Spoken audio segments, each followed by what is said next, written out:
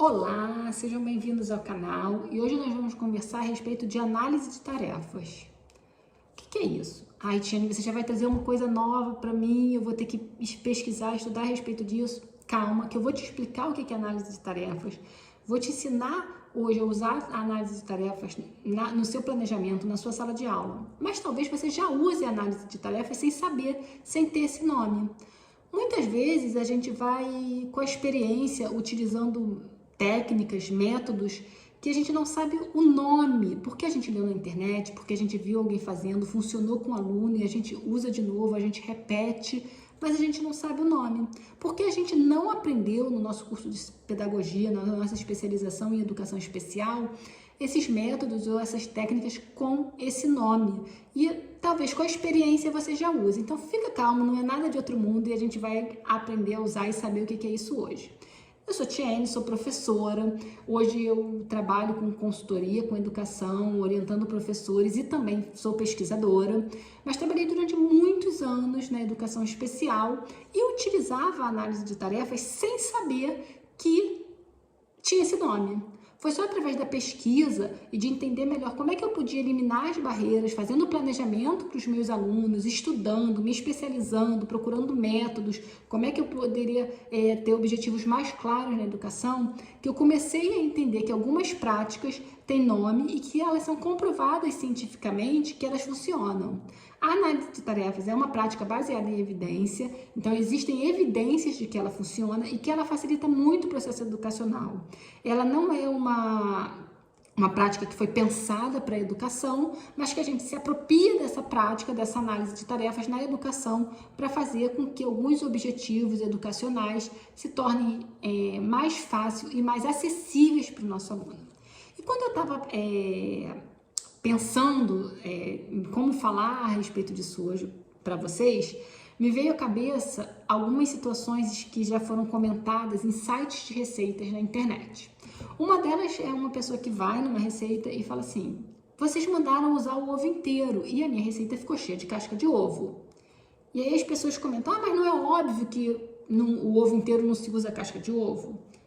Para essa pessoa que pegou o ovo inteiro e jogou na receita, não era óbvio que precisava se quebrar o ovo, jogar dentro do recipiente a clara e a gema e descartar a casca. Ela precisava de uma orientação específica, de um passo a passo mais minucioso para ela saber o que ela tinha que fazer. Talvez porque essa pessoa não esteja acostumada com a cozinha, talvez seja uma criança que nunca fez uma receita de bolo, talvez seja uma pessoa que precise mesmo de orientações mais diretas. Uma outra receita usava gelatina, e aí a pessoa coloca lá, cadê a água na receita para dissolver a gelatina? Esqueceram de mencionar a quantidade de água. A minha receita não ficou boa, ficou muito dura por conta disso. Feito de maneira correta, deve ficar 1000 vezes melhor. E aí uma outra pessoa responde assim: ela só seguiu o passo a passo da caixa de gelatina. Para essa pessoa que falou que onde estava a quantidade de água, como é que se dissolvia a água, para ela não ficou óbvio que ela precisava seguir o passo a passo da caixa da gelatina, das orientações, das instruções de preparo da gelatina. Então, para ela era só ela pegar a receita do bolo, que quando mandava usar a gelatina, era só jogar o pó ali dentro. Ela também precisava de um passo a passo talvez mais detalhado e minucioso para conseguir fazer aquela receita. E os nossos alunos, às vezes, eles também precisam disso, eles também precisam mais desse passo a passo, desse detalhamento, dessa coisa mais minuciosa.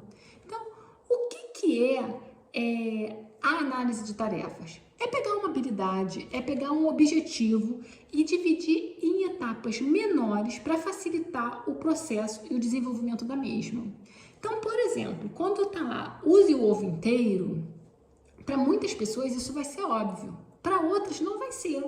Talvez essa pessoa precise que esse direcionamento seja quebrado em pequenas partes. Então, seja, quebre o ovo, despeje no recipiente, a gema e a clara, jogue a casca fora. Ela precisou que tivessem mais etapas mais detalhadas, menores, para que ela entendesse qual era o processo. Então, a análise de tarefas é quebrar o comportamento complexo em fases menores, mais fáceis de serem realidades e que vai ensinando habilidades em sequência.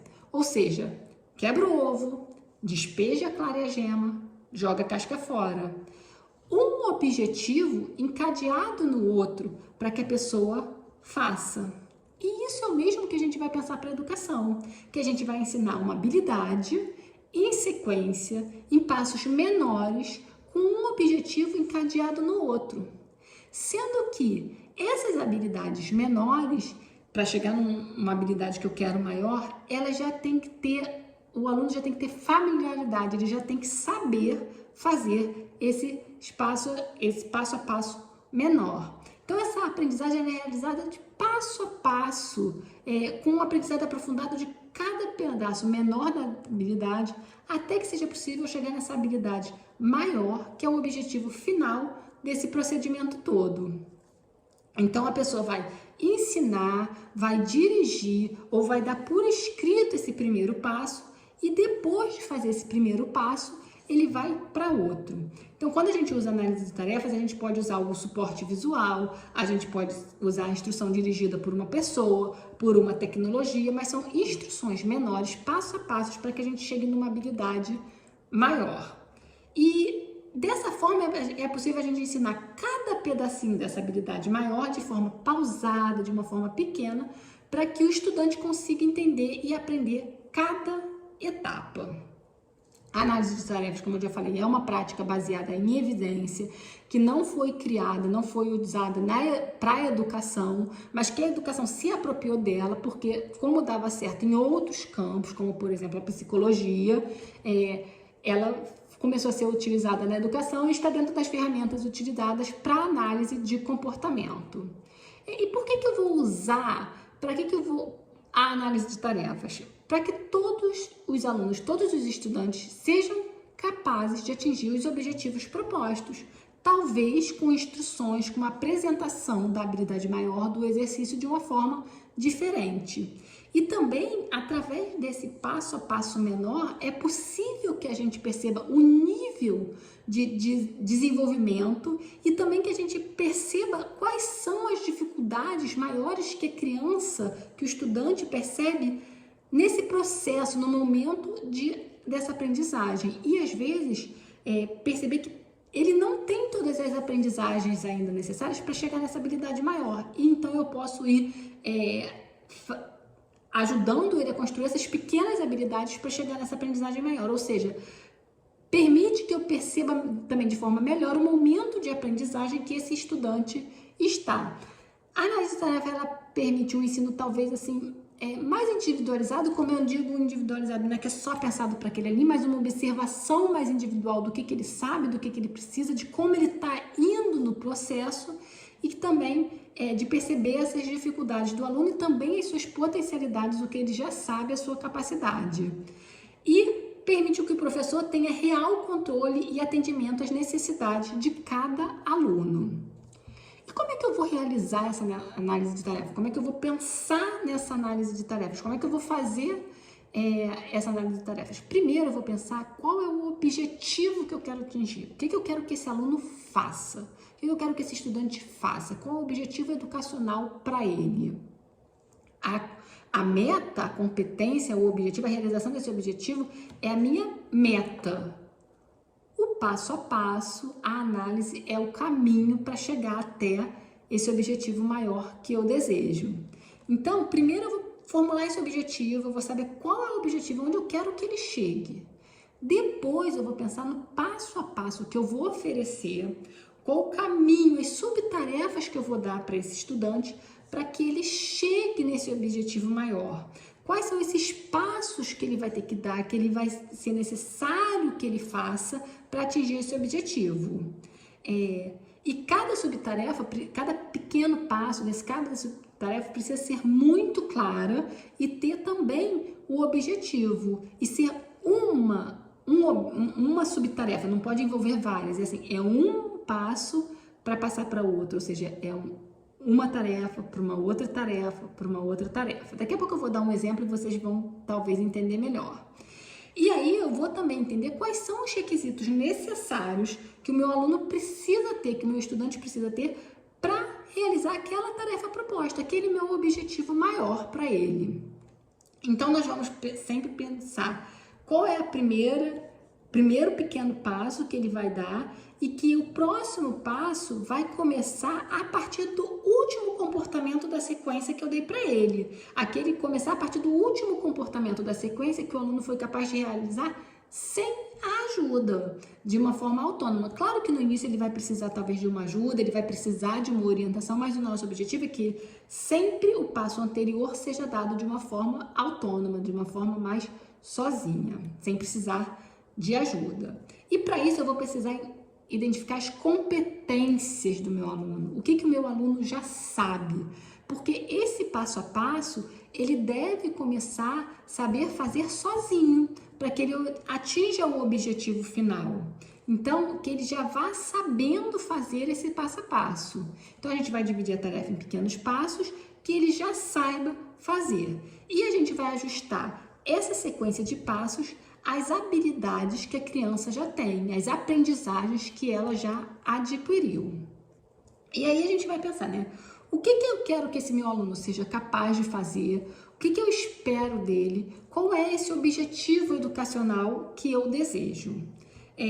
Como eu quero que ele faça e qual o material que eu vou dar a ele para que ele faça? Então, eu peguei 2 exemplos de atividades aqui para trabalhar com vocês, para mostrar para vocês. O primeiro é o ensino de uma habilidade, de um comportamento para uma criança, para que fique bem visual para vocês como é que a gente vai trabalhar com isso. O que é essa habilidade? É que essa criança aprenda de forma autônoma a escovar os dentes. E para a gente ensinar essa criança a escovar os dentes, nós vamos usar o apoio visual através de cartões de comunicação alternativa.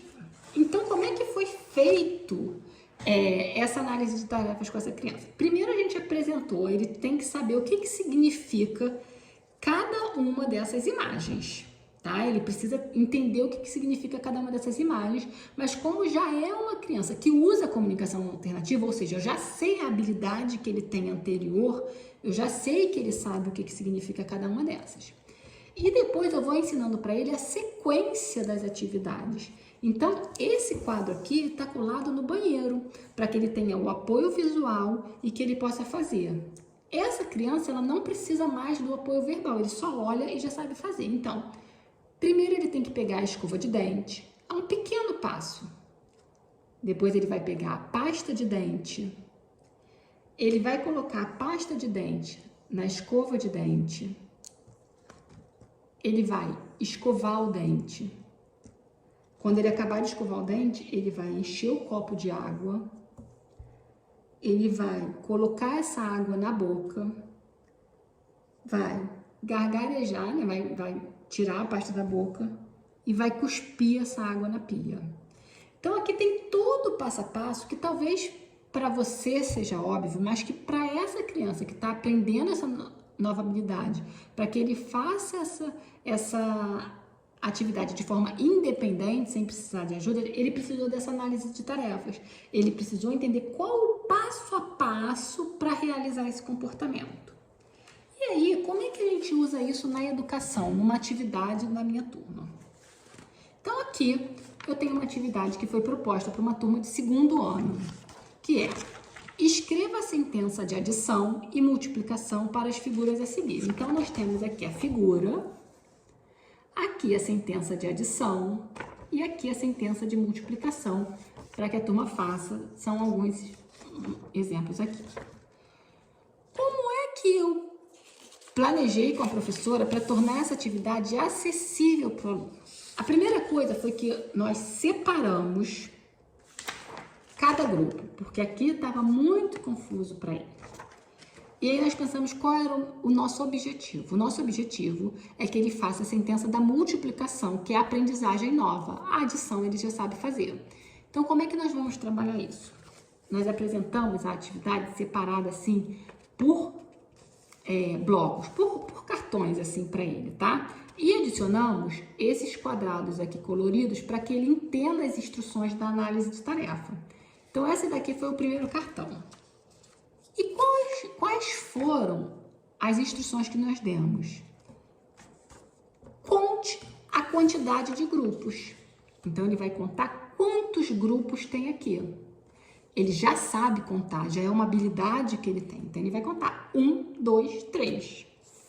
A segunda instrução que eu dei foi: escreva o número no quadrado azul.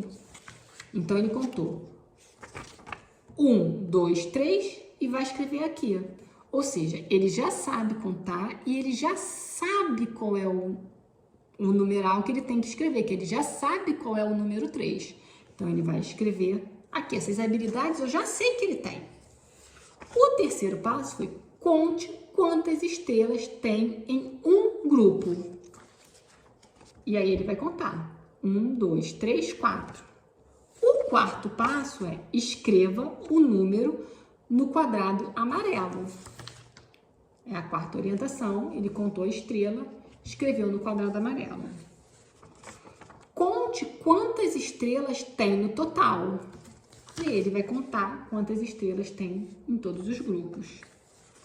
Escreva um número no quadrado verde. E aí ele vai escrever aqui no quadrado verde e ele escreveu a sentença da multiplicação. Observem que eu dei cada passo que ele precisava fazer numerado, ou seja, eu peguei um objetivo maior, o objetivo que era escrever a sentença da multiplicação e realizar essa multiplicação, né, quando ele coloca ali o resultado. Eu dei cada passo que ele precisava fazer para a atividade. Eu numerei para ele saber a sequência que ele precisava seguir. Todas essas habilidades de contar, de escrever o número, ou seja, de saber qual o número que representa a quantidade, ele já sabia, ou seja, eram habilidades pré-existentes para ele fazer essa atividade e alcançar esse objetivo maior. Aqui foi feita a mesma coisa, tá? Todos esses grupos aqui foram separados de forma individual. E foi feita aqui a análise de tarefas, também da mesma forma que o outro, só que muda de estrela para coração.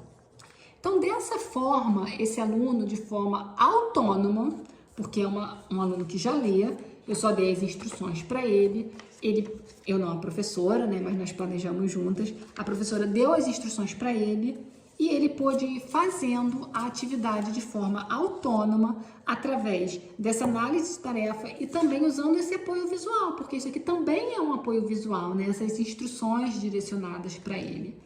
Então, a análise de tarefa é quando a gente pega uma tarefa, um objetivo maior e quebra ele em pequenos passos para que o aluno realize aquela atividade. O aluno está realizando a mesma atividade da turma, só que apresentada de uma outra forma, de uma forma que é acessível para ele e que possibilite que ele faça essa atividade junto com os demais alunos e alcance o objetivo, que é escrever a sentença da multiplicação e realizar a multiplicação. Então, a análise de tarefas é isso, ela possibilita muita aprendizagem, ela possibilita a aquisição de novos conhecimentos para o aluno através desse pequeno passo a passo. Se você tiver alguma dúvida, quiser fazer alguma pergunta, deixa aqui nos comentários, faz um comentário, vamos conversar a respeito disso. Compartilha esse vídeo com um professor que precise fazer essa análise de tarefa ou que já pratique a análise de tarefa e que não saiba ainda o nome que tem, que precise e que queira saber e utilizar a análise de tarefa em sua sala. Compartilhe o vídeo com ele e até o próximo vídeo. Até mais!